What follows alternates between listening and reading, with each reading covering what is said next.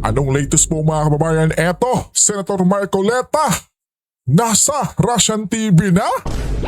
Naku po mga kababayan, yan ang ating alamin mamaya. At syempre, Antonio Trillanes, makulong na?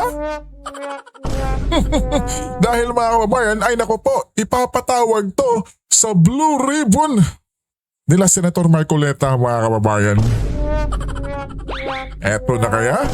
At syempre mga kababayan, no, Blue Ribbon. Speaking of Blue Ribbon mga kababayan, no, tuloy na talaga mga kababayan. Diba? Kumpirmado na yan kay SP Alan Peter Cayetano mga kababayan. At syempre, itong kampo nila Tito Sen mga kababayan ay kabadong-kabado na. At naku po mga kababayan, tila ba'y umuugong na naman ngayong Lunes yung tila ba'y kudita ulit. Pangilang attempt na kaya nila yan mga kababayan, no? Naku po mga kababayan, para lang syempre maiwasan o mapigilan itong Blue Ribbon hearing nila Senator Marcoleta at Cayetano mga kababayan. At eto na nga mga kababayan, no? Pakinggan natin si Senator Marcoleta. Good afternoon, Moscow. Good afternoon, Yunan. Hello to you, sir. Thank you so much. Recent political turmoil in the Philippines, as you well know, has ranged from protests over the ICC case against Mr. Duterte to a reshuffling of the Senate. How would you describe the political climate in your nation right now? Mainit. It's not stable, in a manner of speaking. I'm particularly referring to the Philippine Senate when, as you have observed lately, the leadership of the Senate is always under siege. The minority is now taking all what they can in order for them to wrest the leadership once again on their side. So this is how I can describe the Senate and its activities today. You yourself, sir, are now required to seek permission before traveling abroad. Is that correct? And is it anything to do with your links with Mr. Duterte or other domestic issues? That is the perception, number one. Number two, because of my advocacy, that the latest flood control scandal, Nako mga kababayan. that is the largest, I would say, corrupt case in our country, in our country's history. Naku po mga kababayan. Kumakalat na. Nako. Sa buong sanlibutan mga kababayan, no, yung ginagawa ng ating pamalaang vingan ngayon. Diba mga kababayan, naku po, umabot na mismo sa Russia. Yung nangyaring, naku po, malaking nakawan sa ating bansang Pilipinas ngayon mga kababayan. Naku po, at mismo, yan sa ilalim ng ating Pangulong Bongbong mga kababayan, di po ba?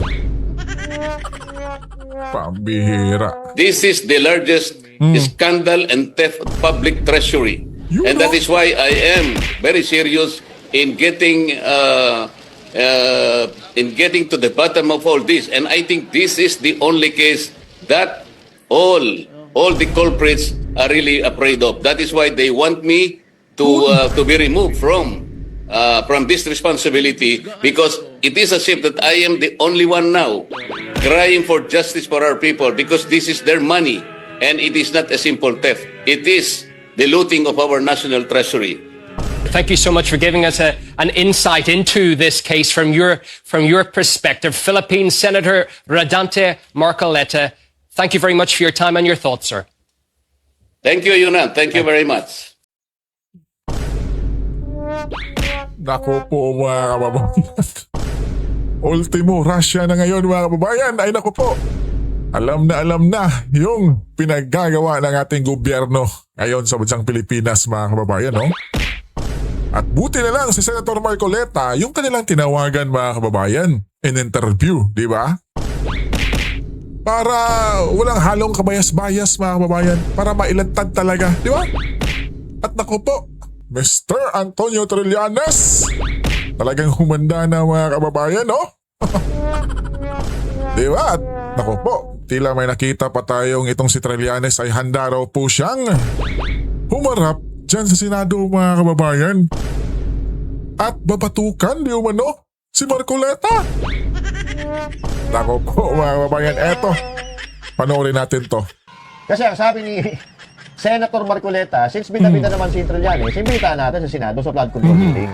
Yes. Or Eto. doon sa pagpapadala kay PRRD dyan sa Dahig, di ba? Eh, pupunta raw siya eh. Oo, kung hahamunin siya, papatukan niya si Marcoleta. O, eto, Kita nyo po natin. kabayan. Puntado, no? Ayan, o. Game ako dyan, no? Okay ka? Natatakot dito kay Marcoleta. Pero time and again, paulit-ulit ko sinasabi, nandoon ako kasi hinamon ako ni Bato eh. Diba? Ngayon, hindi yun utos. Hindi ako inutusan. Ano? Hinamon niya ako. Ang hamon, pwede mong i-accept yung challenge o hindi. So I accepted that challenge. Yes mga kababayan, pwede. Challenge accepted. Pero yung malaking katanungan yan mga kababayan is bakit ikaw mismo yung nagdadala sa warrant kay Senator Bato? Di po ba mga kababayan, tapos yung warrant na ibinabandera nitong si Trillanes mga kababayan ay tila ba'y peke, di ba? Kaya malaking katanungan to mga kababayan at nako po, panigurado. Nalaman talaga yung katotohanan dyan ay yung itong si Antonio kabayan ay paniguradong kulong to. Di ba? Tingnan nyo naman sa kanyang pananalita ngayon mga kababayan, no? Tila may dumidepensa na. Ngayon na sabi ko nga, ito Ale. po si Marcoleta ay hahamunin niya akong pumunta ng Senado para batukan siya. I will accept that as well. Alright mga kababayan. Dito natin makikita itong si Antonio kung talagang matapang to. Pagdating sa Senado mga kababayan ay babatukan niya si Senator Marcoleta. Tingnan natin mga kababayan. Tingnan natin. Kung hamunin, di ba? Pero, yan mga kababayan na sinasabi niya, if you're going to analyze it or if you're going to put it on a simple context, no? Eh, parang sinasabi niya, nababatukan niya si Senator Marcoleta. Yes. Yan ay indirect saying, nababatukan kita. Kasi pag sasabihin mong babatukan kita, threat yun eh.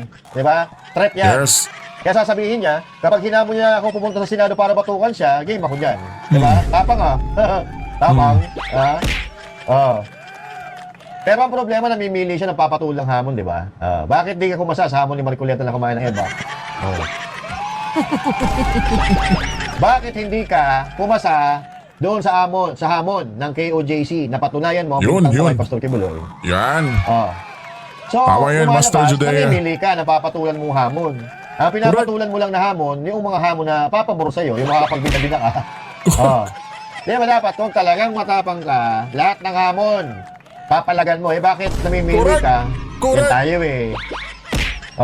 Galit yarn. Dismayado yarn. Di ba? Siyempre. Hindi na-arresto ni si Bato yarn. Di ba?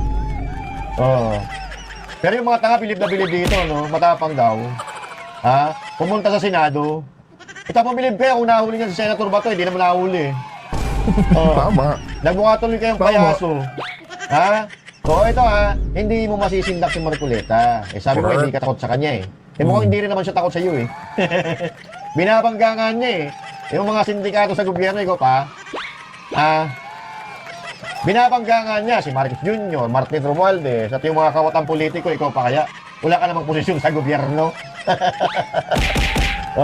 Ito, pakinggan mo. Nakarinig po ako ng napakalungkot na statement. Sabi, ang Pilipinas po nagiging mas mahirap mahalin. No? So, just like Charles de Gaulle, sabi ni Charles de Gaulle, actually hindi niya sinabi to, pero it's attributed to him because of his many statements. Sabi niya kasi, I love France, but he said something about the French people. Diba? Parang madaling mahalin ang France, pero hindi madaling mahalin ang French people. Former President PRRD always said na friends niya ang mga Amerikano. But the American government is different. So, the way I take it, dun sa mga nagsasabing mahirap mahalin ang Pilipinas, I think hindi nagbabago. Lalong lumalalim ang pag-ibig sa ating bansa. Naguguluhan lang sa ating leaders at politicians. But again, there's a difference between magulo at ginugulo. At meron pong difference na maganda takbo, wag mong guluhin. And malaki po yung difference that sobra ang corruption, sobra ang poverty, sobra ang takipan, walang reform, walang change, mali yung values. You have to disrupt yan. Disrupt not in the sense na guluhin lahat, but guluhin mo yung momentum ng corruption, ng kasamaan, para nga magkaroon ng repentance, magkaroon ng restoration, magkaroon ng revival, or magkaroon ng pagbabago. So, it is my hope that a spark of hope appeared in May 11. Why? No problem yung takbo ng Senado pagka normal times. But alam po natin that there is a world crisis because of Iran, Israel, US war. We knew that in 2022, nung nagkaroon ng Russian-Ukrainian conflict, apektado din tayo. We know that our being in between the rivalry of China and US also has an effect on us.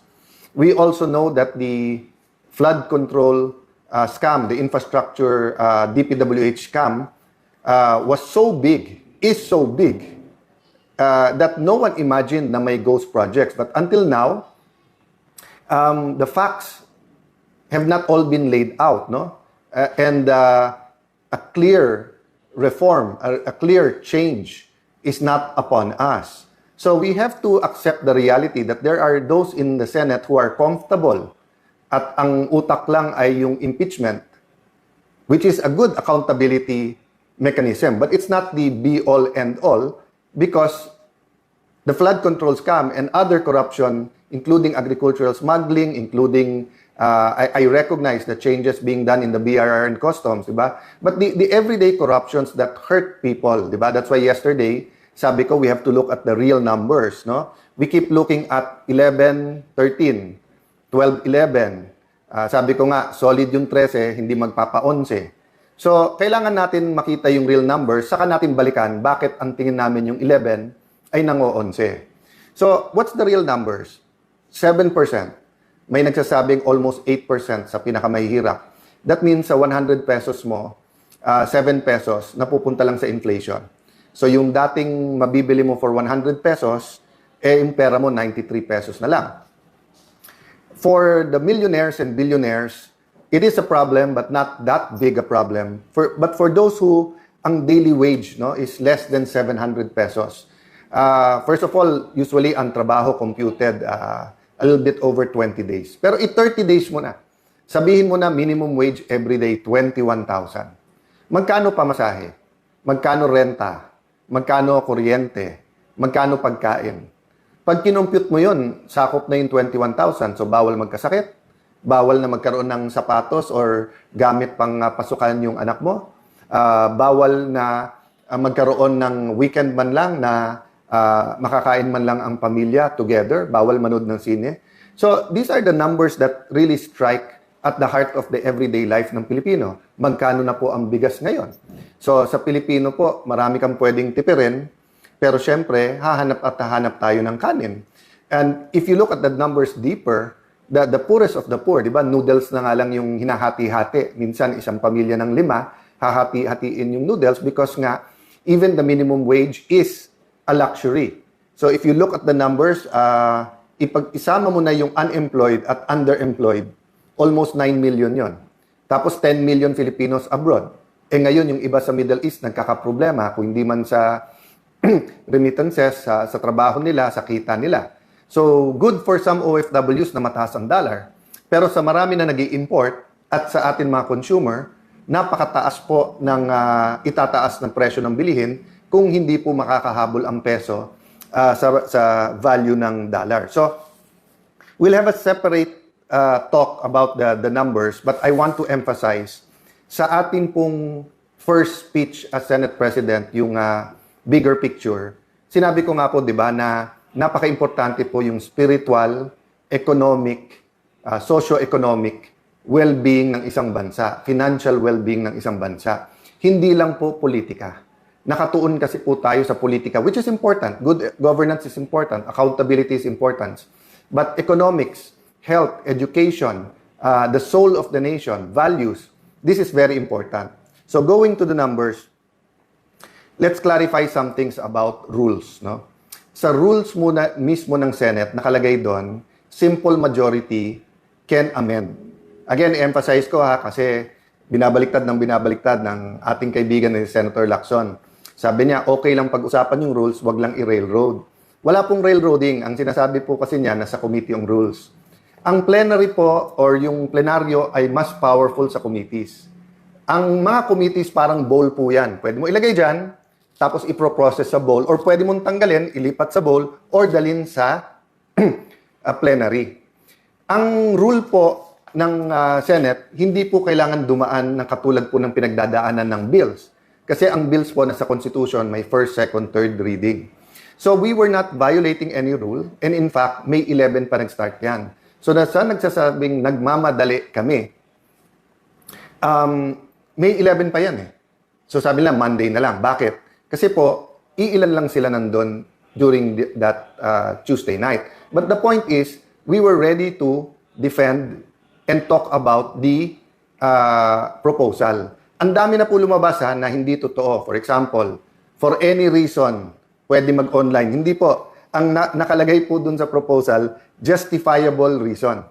And the Senate President still has to consult the Majority Leader and Minority Leader case-per-case basis. So hindi po to blanket na anytime for any reason, pwede ka na mag-online.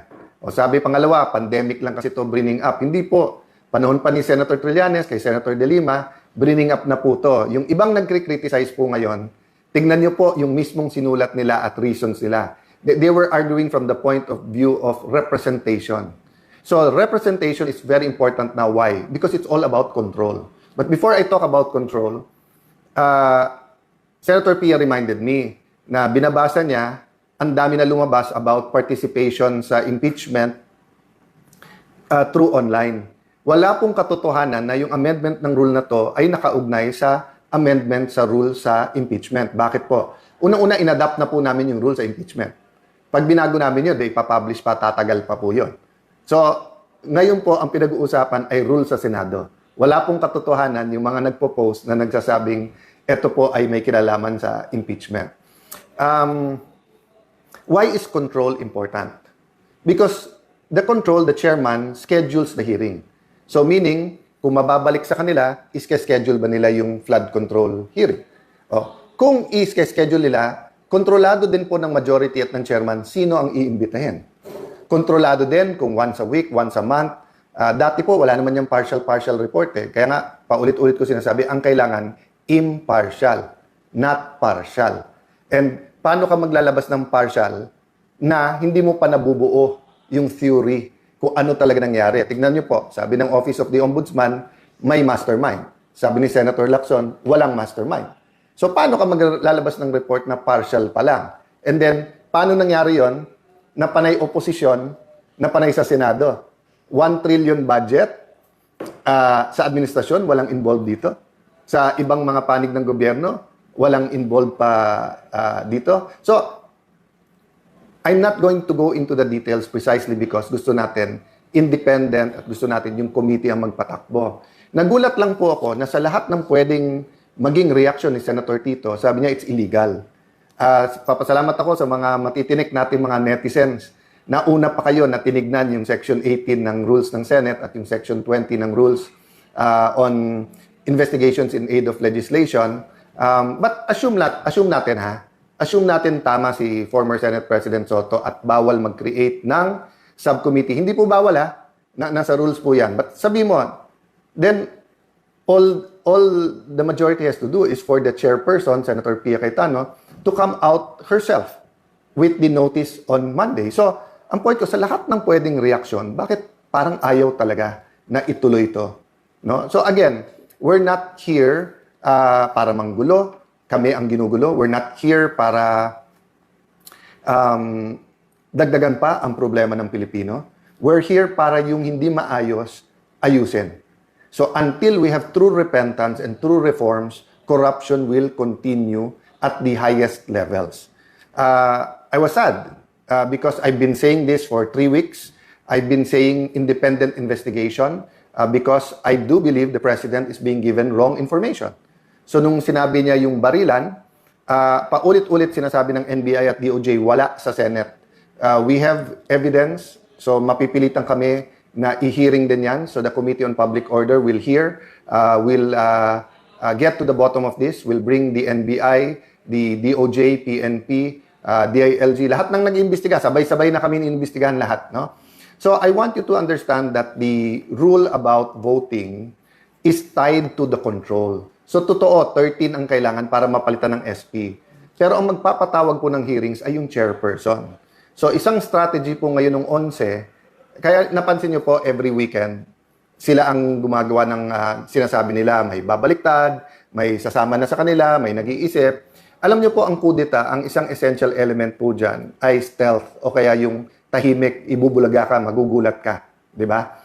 So bakit sila maingay about it? One is to try to create distrust among the 13. Secondly is to create pressure. And number 3, bakit nila predict? May huhulihin dyan, may arestuhin, ganyan. Okay. Because may mga kakampi sila sa kabinete. That's very clear, no? So my point is this, no? One of their intent is to not allow the electronic or teleconferencing or any kind of online voting para pag sila majority sa floor, aagawin nila yung mga committee. At pag naagaw yung mga committee, sila na naman magdidikta ngayon kung anong pwede i-hearing o hindi. Nakita nyo po na inaalok namin ng committee, they can read their members anytime. So nagugulat lang ako kay, let's say kay Senator Erwin, paulit-ulit na wala daw napasa during my time and mabagal, etc. Pero nandyan na yung mga malalaking committee, hindi sila nagpapalista as members. Dati nag-uunahan pa. So, I'll try not to make as much comments regarding the senators because I do believe when you're Senate President, the whole Senate. I can make a list para kontrahin yung sinabi ni Senator Lacson of bending backwards. Sila bending the law, bending the rules. Ako bending backwards. Lahat ng request nila, hindi ko na isa-isahin. Basta't kaya, ginagawa. Sa impeachment po, consensus. I did not dictate anything and maayos na lahat yan. So again, I want to emphasize the priorities of this majority. No? One is the soul of the nation. So good governance. Okay? Kasama po dun sa good governance, hindi lang yung accountability, which is the committee hearings and the impeachment. Kasama din po dyan yung mga legislation that goes into the real numbers o yung economics para hindi gutom ang ating mga kababayan, para walang temptation for crimes and for corruption, di ba? So, kasama sa good governance, accountability, blue ribbon, kasama din po dyan yung impeachment, no? Then, as I said, kasama din po dyan yung real numbers. So, many other things will come up. There are administrative things, but as you see, no? Sabi nga nila, no, they're throwing everything, including the kitchen sink at you. No, they're even the kitchen. Tinatapon na sa amin. Anything they can think of, kaso daw. So guys, what can you do? One, pray for us. Pray for the nation. Two, tutukan. Res ipsa loquitur. The thing speaks for itself. Read between the lines. Anyone can speak. Pero tignan nyo kung sino nagsasabi ng totoo. So let me stop there and ask for prayers, for reflections, for insights during this weekend. Hopefully, both sides will have their numbers in full force Monday. But yun nga, tuloy kasi yung takutan at yung sinasabing maaresto na and then kung sino-sino ninename nila na babaliktad. What's happening in the Senate, lahat tayo may stake dyan. Ang ating, pati yung hindi pa botante, all Filipinos have a stake there because we all came together under different constitutions saying that check and balance and an independent legislature is good for the nation. Because in the past, pag na-concentrate ang lahat ng power sa isang opisina o tao, abuse ang nangyayari. Ngayon nga po, separate ang House at Senate, separate ang judiciary, separate po ang executive. Nagkaroon ng flood control scam. Nagkaroon ng kung ano nung smuggling. Nagkaroon ng yung problema sa BIR, di ba? In the first few years, yung kung ano-anong nabuko ng mga kalokohan. So, it's ongoing in every level of government, from the barangay until the national government. So, if power is going to be concentrated just in the executive, kawawa naman tayo. I don't think the president wants this. And I continue to extend a hand of working together professionally. But I really think he's not getting the right information. So I do hope that the senior officials in the cabinet will be able to get the right information and throw the right information. Because one, yung 11, nang-o-onset talaga, hindi nagbibigay ng tamang informasyon, then there are forces, spiritual and physical forces in this nation that wants to keep us poor, that wants to corrupt, that wants to take out hope. So where I started, that's where I'll end. Don't lose faith, mga kababayan. Have faith. Don't lose hope, mga kababayan. So Christians, Muslim, anuman ang ating paniniwala, keep praying. Malaki ang pag-asa ng ating bansa. But we have to get things done.